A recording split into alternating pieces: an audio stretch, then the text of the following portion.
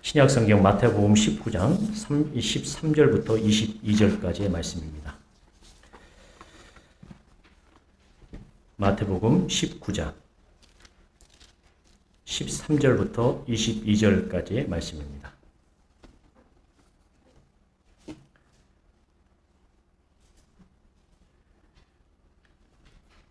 (13절부터) 22절까지의 말씀인데요. 제가 가지고 있는 성경으로 신약성경 32면에 있습니다. 32면에 있습니다.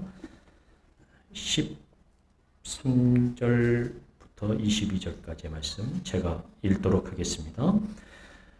그때 사람들이 예수께서 안수하고 기도해 주심을 바라고 어린아이들을 데리고 오매 제자들이 꾸짖거늘 예수께서 이르시되 어린아이들을 용납하고 내게 오는 것을 금하지 말라. 천국이 이런 사람의 것이니라 하시고 그들에게 안수하시고 거기를 떠나시니라. 어떤 사람이 주께 와서 이르되 선생님이여 내가 무슨 선한 일을 하여야 영생을 얻으리까? 예수께서 이르시되 어찌하여 선한 일을 내게 묻느냐? 선한 이는 오직 한 분이시니라. 내가 생명에 들어가려면 계명들을 지키라. 이르되 어느 계명이 오니까? 예수께서 이르시되 살인하지 말라, 간음하지 말라, 도둑질하지 말라, 거짓 증언하지 말라, 내 부모를 공경하라, 내 이웃을 내 자신과 같이 사랑하라 하신 것이니라. 그 청년이 이르되 이 모든 것을 내가 지켰사온데 아직도 무엇이 부족하니까? 예수께서 이르시되 네가 온전하고자 할진대 가서 네 소유를 팔아 가난한 자들에게 주라. 그리하면 하늘에서 부하가 네게 있으리라. 그리고 와서 나를 따르라 하시니 그 청년이 재물이 많음으로 이 말씀을 듣고 근심하며 가니라. 아멘.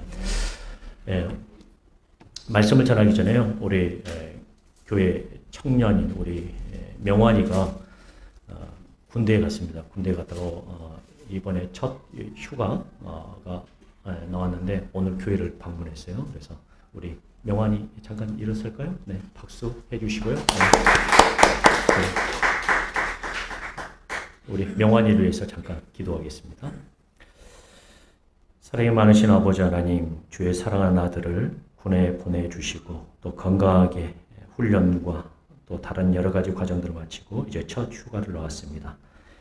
이 첫 휴가의 기간이 기쁨과 감사의 시간이 되어질 수 있도록 도와주시고 여러 사람들을 만날 때 서로 여러 가지 조언들과 많은 교제를 쌓을 수 있도록 도와주시고 그러한 일들을 통하여서 자신이 얼마나 귀한 존재이며 귀한 일을 하고 있는가를 더욱더 밝히 알아갈 수 있는 귀한 아들이 되어줄 수 있도록 도와주시옵소서.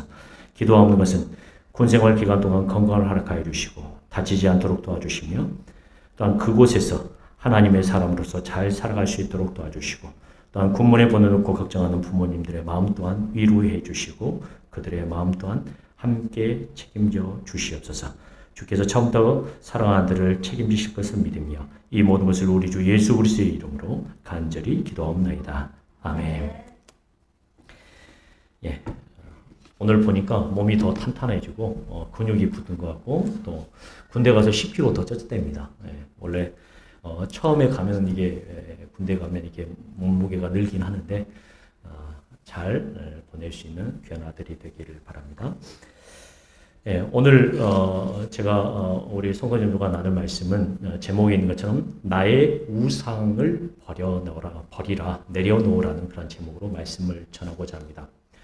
오늘 우리가 읽은 19장 13절부터 보시면 어떤 부분인지 우리 성도님들이 아주 잘 아시는 말씀인데 천국은 어린아이들과 같은 사람들의 것이다 라는 그런 말씀을 마치시고 난 후 어떤 사람이 예수님께 다가와서 이런 질문을 합니다. 선생님, 내가 무슨 선한 일을 하여야 영생을 얻을 수 있습니까? 라는 질문을 하죠. 이 사람에게는 영생, 곧 천국에 들어갈 수 있는 사람에 대한 어떤 이미지를 가지고 있는 것 같아요. 그림이 있었습니다. 이 사람은 천국에는 이러이러한 사람만이 들어갈 수 있다는 어떤 전제가 있었다는 거죠. 그 그림이 어떤 거였냐면 첫째로 영생은 선한 일을 한 사람만이 얻을 수 있는 것이다 라는 그림이 있었습니다. 천국은 착한 일을 한 사람이 들어가야 하는 곳이라는 그림이 있었어요. 두 번째는 착한 일을 하는 건데 이 착한 일도 수준이 있다고 생각하는 겁니다. 나중에 또 보시긴 하겠지만 이 청년들이 선한 일, 착한 일을 굉장히 많이 했어요. 그런데 이 청년이 지금 예수님께 질문한 건 뭐냐면 이렇게 질문합니다. 무슨 선한 일을 해야만 천국에 들어갈 수 있느냐라는 질문이거든요. 그러면 보통 착한 일을 하면 된다, 안 된다? 안 된다. 이 청년의 그림에는 뭐냐면 하나님이 말씀하신 그 선한 일을 해야만 영생을 얻을 수 있고 천국에 갈 수 있다는 그런 질문을 한 거죠. 예수님은 이 사람이 묻는 질문에 영생에 대한 기준을 두 가지로 제시하는데 첫 번째는 뭐냐면 영생에 대한 기준은 사람의 기준으로 되는 것이 아니라 선의 기준이 되시는 하나님께 있다고 말씀합니다. 야, 영생은 네가 말하는 것으로 되는 것이 아니라 누구의 기준에 맞춰야 된다? 하나님의 기준에 맞춰야 된다는 거죠. 내가 중요한 것이 아니라 하나님께서 정하신 기준과 약속을 우리가 믿고 그 약속을 따라야만 영생에 관한 것이 우리에게 온다라고 표현한 것입니다. 그 기준에 합당한 사람이 되어야 한다고 말씀합니다. 두 번째로 뭐냐면 예수님은 무슨 선한 일을 해야 하냐고 물은 그 사람에게 하나님께서 유대인들에게 믿는 자들에게 제시하신 기준인 계명을 지켜야 된다고 말씀합니다. 네가 생명에 들어가려면 뭘 지켜야 된다? 계명들을 지켜라. 이 사람은 자신이 가지고 있던 두 번째 렌즈를 예수님께 묻습니다. 무슨 선한 일을 해야 되는데 그 계명이 무엇입니까? 그러자 예수님께서 대답을 하시죠. 살인하지 말라, 간음하지 말라, 도둑질하지 말라, 거짓 증언하지 말고 내 부모를 공경하고 내 이웃을 내 자신과 같이 사랑하라는 계명을 제시합니다. 예수님께서 그 사람에게 제시하신 계명을 보니까 10계명 중에 여러분 뭐가 빠진 것 같죠? 뭐가 빠진 것 같습니까?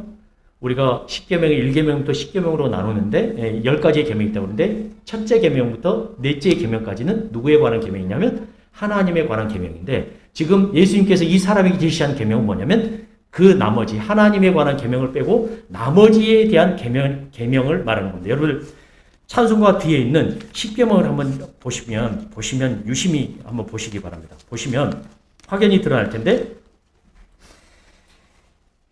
1계명부터 4계명까지는 하나님에 관한 계명인데 그 계명을 빼놓고 5계명부터 10계명까지 예수님께서 이 청년에게 제시하는 겁니다.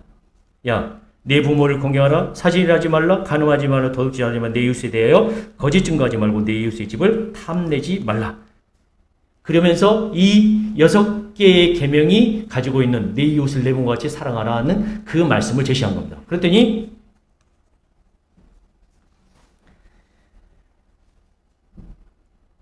왜 그런지는 모르죠. 잘 모르지만 어쩌면 예수님께서는 그 사람에게 관해서 그 사람이 묻는 질문에 관해서 가장 중요한 부분을 말씀하시기 위해서 하나님에 관한 계명을 빼고 사람에 관한 계명만을 말씀하신 것 같습니다.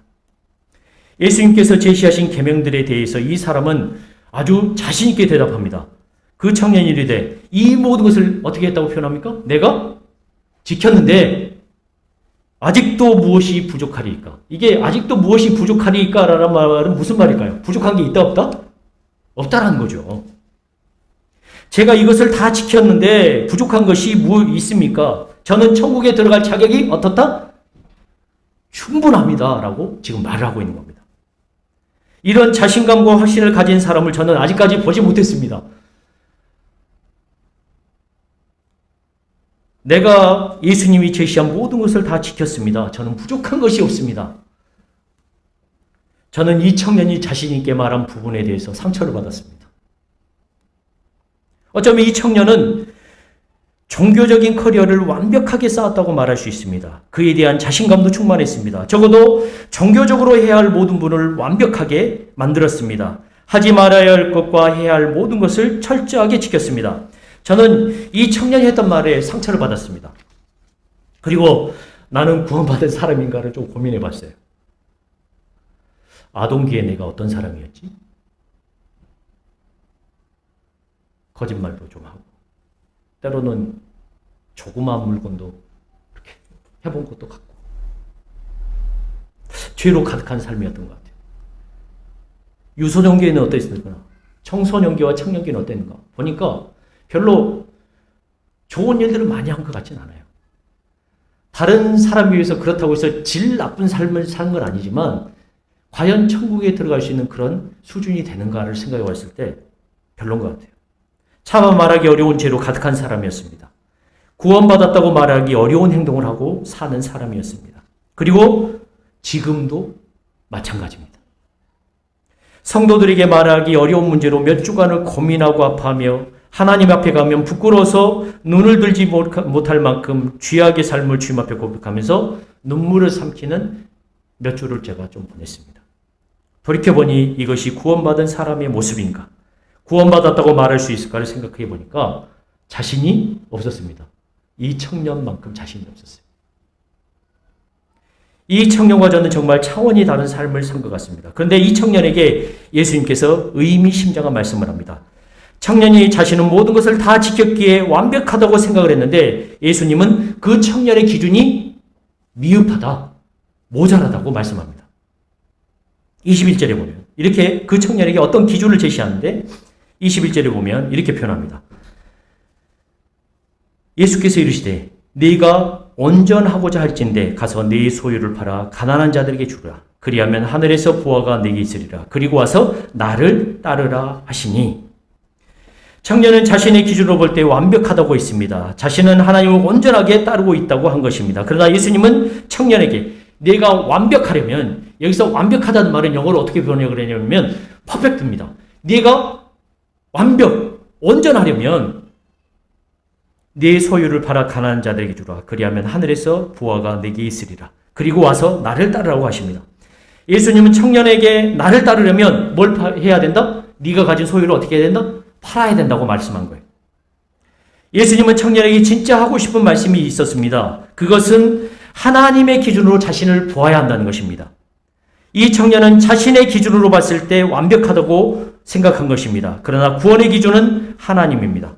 예수님께서 이 청년의 상태를 하나님의 기준으로 봤을 때 부족한 것이 있다는 것입니다. 예수님은 그 청년이 무엇 때문에 지금 신앙생활을 하고 있고 지금 자신의 신앙생활을 할 수 있도록 만들어준 기반이 무엇인가를 잘 보아야 한다고 한 것입니다. 그 청년은 지금 자신이 가진 재물이 지는 여유가 있기 때문에 남들이 보기에는 완벽한 신앙생활을 하고 있는 것입니다. 그 청년은 하나님이 아니라 그 재물이 주는 여유가 있기 때문에 남들을 도울 수 있고 남들에게 거짓말을 안 해도 되고 부모를 공경할 수 있었던 것입니다. 자신의 신앙생활의 기반이 하나님이 아니라 재물에 있었습니다. 그것을 우리가 어떻게 할 수 있을까요? 예수님께서 제시하신 그 말씀을 듣고 청년이 재물이 많음으로 이 말씀을 듣고 어떻게 하며 갔다고요? 근심하며 예수님을 떠나갔다라고 표현합니다. 만약 그 청년이 진심으로 하나님을 믿고 하나님의 계명을 지키고 하나님만이 자신의 구원의 근거가 된다면 그 청년은 자신의 재물을 팔고 예수님을 따르는데 고민했을까요? 하지 않았을까요? 반응이 없네요. 어떻게 했을 것 같아요? 아마 예수님을 하나님을 정말 사랑한다 그러면 그 청년은 고민 안 했을 거예요. 그래? 내 폰 팔아놓고 나눠주고 난 누굴 따르겠다? 예수님을 따라야겠다. 이렇게 분명히 그랬을 거예요. 결국 그 청년에게는 무엇이 더 중요했을까요? 재물이 하나님보다 더 중요했다는 것입니다. 예수님께서 청년이 물어본 질문에 대답을 하신 것을 보면 우리는 의도가 있음을 알 수 있습니다. 하나님에 관한 계명을 빼고 사람에 관한 계명을 잘 지키라고 한 것에 의도가 있었습니다. 영생은 하나님의 생명에 참여하는 것인데 그 생명에 참여하기 위해서는 하나님의 기준을 보아야 합니다. 정말 내가 하나님을 사랑하고 그분만을 섬긴다면 내가 하고 있는 것이 아무것도 아님을 알게 될 것이다. 너는 지금 우상을 섬기고 있다고 하신 것입니다. 하나님보다는 다른 것을 붙잡고 살고 있다고 하신 것입니다. 재물은 그에게 우상이었습니다. 여러분, 찬송가 뒤에 있는 십계명을 보십시오. 십계명을 보시면 제1계명이 어떤 것이냐면 이렇게 표현합니다. 전에 김전성 목사님께서 이 우상에 관해서 설명한 게 있어서 그 말씀을 생각하면서 이게 들으시면 더 좋을 것 같은데요. 첫 계명이 너는 나 외에는 다른 신들을 내게 두지 말라라고 말씀하고 있죠. 그거에 이어서 두 번째 계명이 다른 신의 개념이 어떤 것인가를 우리에게 설명하고 있는데 제 둘째 계명인데 둘째 계명은 뭐냐면 너를 위하여 새긴 우상을 만들지 말라라고 하신 것입니다. 다른 신이 누구라고요? 우상이라는 겁니다. 우상. 다른 신은 다름 아닌 우상인 것입니다. 이 청년은 하나님보다는 다른 신, 무엇이 더 먼저였다고요? 재물이라는 우상이 먼저였다는 겁니다.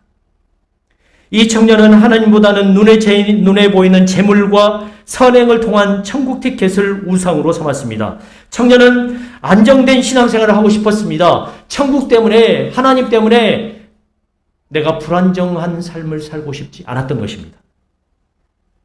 이것은 완벽한 신앙생활이야. 여기서 완벽한 것은 없어. 이제 천국은 내 거야. 그러나 청년은 예수님의 요구로 인해서 안정된 신앙생활이 자신이 하고 있는 것으로 지탱되는 것이 아님을 알게 됐습니다. 결국은 근심하면서 예수님을 떠나게 됩니다. 그의 신앙을 지탱하고 있는 것은 하나님이 아니라 재물이라는 우상이었습니다. 그래서 그것을 내려놓으라는 주님의 말씀에 근심을 하며 떠난 것입니다. 여러분, 신앙생활의 방황이 어디서부터 시작하는지를 유심히 보셔야 합니다. 신앙의 방황은 내가 가장 좋아하는 것을 뺏겼을 때, 또는 내가 가장 의지하는 것이 무너졌을 때 오는 것입니다. 신앙의 방황이 어디서 온다고요? 이렇게 생각할 때가 있습니다. 하나님께서 내가 가장 좋아하는 것을 무너뜨린 것. 하나님께서 내가 가장 의지하는 것을 뺏어버렸어. 하나님이 내 가족을 무너뜨렸어. 하나님이 돈을 주시지 않아. 하나님이 건강 주시지 않아. 하나님이 잘못하신 거예요. 여기서부터 신앙의 방황이 시작됩니다. 하나님이라면 그럴 수 없어. 청년의 근심은 우리의 근심입니다. 오늘 말씀은 분명하게 말씀합니다. 청년이 근심하여 떠난 것은 많은 재물을 가지고 있었기 때문입니다. 자신의 신앙이 재물을 기반으로 하고 있었기 때문에 그는 예수님을 떠났습니다. 우리도 마찬가지입니다. 그 청년의 근심은 다른 사람의 근심이 아니라 바로 나의 근심입니다. 우리의 근심입니다. 우리는 흔히 우상이 나쁜 것들이라고 생각하는 경향이 많습니다. 그러나 우상은 가장 좋은 모습으로 우리 곁에 있는 것입니다. 우상은 가장 좋은 모습으로 우리 곁에 있기에 나는 그것이 있으므로 천국에 간다고 보장받는 것입니다. 그런데 이것이 흔들렸을 때 우리의 신앙이 흔들리게 되어 있습니다. 우리가 착각하고 있는 것이 있다면 우리가 믿고 있는 그 우상이 나에게 평안을 줄 것이라고 믿는 것입니다. 그러나 우상은 우리에게 평안을 줄 수 없습니다. 평안을 주시는 분은 하나님밖에 없습니다. 내가 무엇인가를 빼앗겼을 때 무엇으로부터 평안을 찾고 있는지 알게 됩니다. 결국 예수님을 따른다는 것은 나의 우상을 버리는 것으로부터 시작합니다. 여러분이 가장 의지하고 가장 좋아하고 가장 사랑하는 것을 내려놓는 것으로부터 시작하는 것입니다. 예수님께서 청년에게 바로 말씀하시지 않았던 것은 그 청년의 우상을 깨트리기 위한 작업이었습니다. 오늘도 예수님 우리에게 말씀하고 계십니다. 하나님의 계명을 지켜라. 우리에게 율법을 제시하는 이유가 있습니다. 우리의 우상을 깨뜨리기 위해서입니다. 너의 행위가 너를 구원하는 것이 아님을 보여주는 것입니다. 예수님을 따른다는 것은 나의 우상을 버리는 것입니다. 행위로 인정받고 싶어하는 마음을 버리는 것입니다. 우리는 행위가 우리에게 주어지는 상급이라고 여기는 경향이 있습니다. 그래서 우상이 될 수 있습니다. 여러분, 우리의 우상은 무엇일까요? 청년이 주님을 믿고 따른 이유는 재물을 유지시켜 주었기 때문입니다. 그러나 예수님은 청년에게 네가 가장 믿고 의지하는 재물을 놓으라고 요구하십니다. 너는 나를 믿고 의지하는 것이 의지하고 있는 것이 아니다라고 말씀하십니다. 하나님이 나의 삶을 이끌고 있는 것 같은데 결국 하나님이 아니라 나의 우상이 나를 이끌고 있는 것입니다. 우리가 주님을 따르는 진짜 이유를 여러분들은 아셔야 합니다. 여러분, 왜 주님을 따르고 있죠? 근심하며 떠나는 청년의 모습을 보면서 많은 제자들이 이런 근심에 빠졌습니다. 예수님, 그러면 도대체 누가 구원을 받을 수 있다는 말입니까? 누가 구원을 받을 수 있죠? 재물은 이스라엘 백성들에게 재물은 어떤 개념이냐면 하나님 주시는 복이라고 생각했습니다. 그 복받은 청년이 선한 일도 많이 하고 계명도 다 지켰는데 천국에 들어갈 수 없대. 그래서 제자들이 묻습니다. 그럼 예수님, 도대체 누가 천국에 들어갈 수 있습니까? 예수님께서 그 제자들을 보시면서 이렇게 표현합니다. 야, 사람으로는 할 수 없으나 누구만이 하실 수 있다? 하나님으로서는 다 하실 수 있다라는 것. 하나님은 하십니다. 하나님은 구원하십니다. 하나님이 구원입니다. 이런 예수님의 대답에 베드로가 하는 말을 유심히 들어야 합니다. 27절, 여러분 19장 27절 보세요.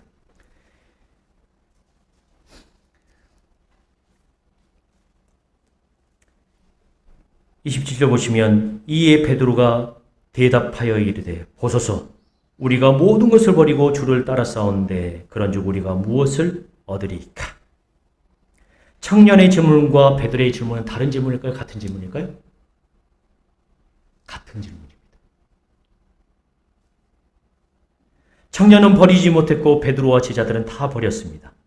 그들은 주님만을 바라보며 이 길을 나섰습니다. 그때 주님이 말씀하십니다. 28절부터 29절입니다. 같이 한번 읽으실까요?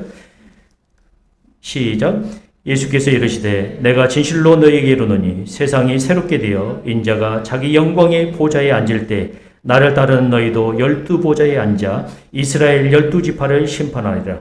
또 내 이름을 위하여 집이나 형제나 자매나 부모나 자식이나 전토를 벌인 자마다 여러 배를 받고 또 영생을 상속하리라. 아멘. 사랑하는 성도님들, 청년의 근심은 우리의 근심입니다. 결국 청년은 뭐냐면 자신을 사랑하지 않은 것입니다. 자신을 진정으로 사랑하지 않은 것입니다. 그는 재물을 사랑하여 무엇을 버렸습니까? 영생을 버린 사람이기 때문입니다. 일시적인 것을 위하여 영혼을 버린 것입니다. 결국 자신을 사랑했기에 열심히 노력한다고 했지만 자신을 사랑하지 않은 것입니다. 이것이 진정한 신앙의 차이입니다. 여기에 신앙과 세상길의 갈림길이 존재합니다. 주님께서 버리라고 하신 것은 우리의 우상입니다. 집이나 형제나 부모나 전토를 버리라는 것은 그 자체를 버리라는 개념보다는 누가 당신의 진정한 의지의 대상인가를 보라는 것입니다. 부모가 진정한 의지의 대상이라면 그 부모가 무엇이라고요? 나의 우상이라는 말입니다. 자녀가 나의 의지의 대상이라면 그 자녀가 나의 우상이라는 말입니다. 여러분이 가진 재산이, 여러분이 가진 집이 나의 의지의 대상이라면 나의 우상이라는 말입니다. 누가 당신의 진정한 의지의 대상인가를 보십시오. 우상이 우리에게 만족과 평안을 주지 못합니다. 그래서 청년은 야, 네 우상을 버리라 했더니 어떻게 합니까? 근심하며 떠나갔다고 표현합니다. 우상이 우리에게 영생을 주지 못합니다. 우상을 버리고 주님을 사랑하며 주께서 주신 그 길만을 바라보는 자만이 진정한 평안을 발견하게 될 것입니다. 우리 마지막으로 우리 가지 않은 길이라는 로버트 프로스트의 시를 우리 성도님들에게 읽어드리고자 합니다. 잘 보이지 않지만 제가 읽어드리겠습니다. 가지 않은 길. 단풍 든 숲속에 두 갈래 길이 있더군요. 몸이 하나니 두 길을 다 가볼 수는 없어 나는 서운한 마음으로 한참 서서 잣나무 숲속으로 접어든 한쪽 길을 끝간데까지 바라보았습니다. 그러다가 또 하나의 길을 택했습니다. 먼저 길과 똑같이 아름답고 아마 더 나은 듯도 했지요. 풀이 더 무성하고 사람을 부르는 듯 했으니까요. 사람이 밟은 흔적은 먼저 길과 비슷하긴 했지만 설이 내린 낙엽 위에는 아무 발자국도 없고 두 길은 그날 아침 똑같이 놓여 있었습니다. 아, 먼저 길은 다른 날 걸어보리라 생각했지요. 인생길이 한 번 가면 어떤지 알고 있으니 다시 보기 어려우리라 여기면서도 오랜 세월이 흐른 다음 나는 한숨 지으며 이야기하겠지요. 두 갈래 길이 숲속으로 나 있었다. 그래서 나는 사람이 덜 밟은 길을 택했고 그것이 내 운명을 바꾸어 놓았다. 라고. 여러분, 우리의 선택이 우리의 인생을 바꿉니다. 우리의 선택이 우리의 운명을 바꿉니다. 우리의 선택이 하나님이어만 하는 이유를 시편 84편 14절의 말씀을 이렇게 기록합니다. 이 마지막 말씀 한번 찾고 마치도록 할까요? 시편 14절. 죄송합니다. 구약성경 837페이지인데요. 7면에 있습니다. 48편 14절. 다 같이 한번 읽도록 하겠습니다. 이 하나님은 영원히 우리 하나님이시니 그가 우리를 죽을 때까지 인도하시리로다. 아멘. 여러분의 길을 누구에게 맡기시려고 하십니까? 우리에게 주어진 인생길에서 하나님만이 우리의 주인이시며 우리의 가이드가 하나님이셔야만 죽을 때까지 그분이 우리를 인도하시는 겁니다. 죽을 때까지만 인도하시는 걸까요? 영원히 우리를 인도하신다고 말씀하고 있습니다. 여러분의 선택이 여러분의 삶과 운명을 결정합니다. 그러기 위해서 그 하나님을 선택하기 위해서 우리의 우상을 내려놓는 작업을 날마다 하셔야 합니다. 그 작업에서 이기셔야만 진정으로 하나님을 의지하고 붙들고 근심하는 삶이 아니라 진정한 평안의 삶이 여러분들이 이끌 것을 믿고 하나님만을 선택하며 하나님만을 바라보는 모든 성도님들 되시길 주님의 이름으로 간절히 축원합니다. 아멘.